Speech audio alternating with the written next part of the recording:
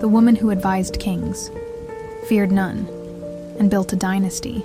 This is the Zulu tale of Princess Mkabayi. Long ago, in the heartlands of what is now South Africa, there lived a powerful Zulu chief named Jama Kandaba. He had many hopes for his lineage, but he had no sons. Chief Jama prayed to the spirits and his ancestors for a son to carry on his name.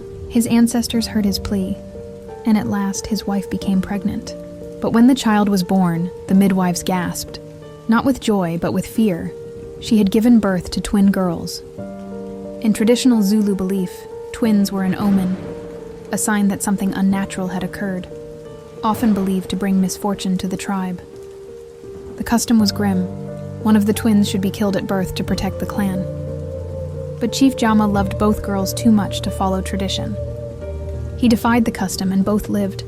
The surviving twins were Mkabayi and her sister Mawa. As Mkabayi grew, she became intelligent, observant, and unusually bold. But many in the clan whispered that because of her unnatural birth, bad luck would come. Some blamed her for every illness, drought, or poor harvest. But Mkabayi paid no mind. Years passed. Chief Jama aged, and still he had no male heir. The clan grew restless. They needed a strong leader to protect them. Mkabayi, now a sharp and clever young woman, saw the danger. Without her father's permission, she traveled to a neighboring village to find him another wife, a young woman named Mthania. When Mkabayi returned home with her, the people were outraged. How dare a daughter arrange such a thing? How shameful for a woman to meddle in men's affairs. But the match proved fruitful.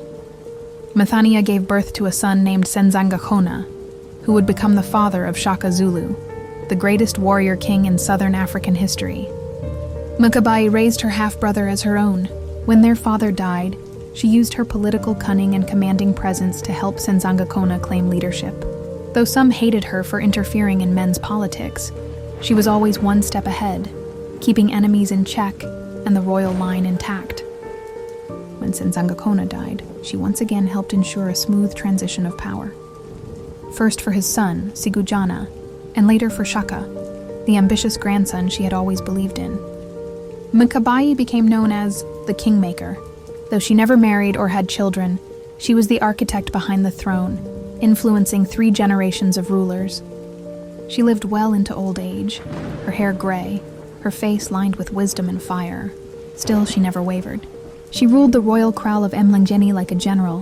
Warriors feared her, chiefs consulted her, and no decision passed without her word. Though born in taboo, she shaped a dynasty, without sword or spear, but with the sharpest weapon of all, her mind. This has been another nightly bedtime story.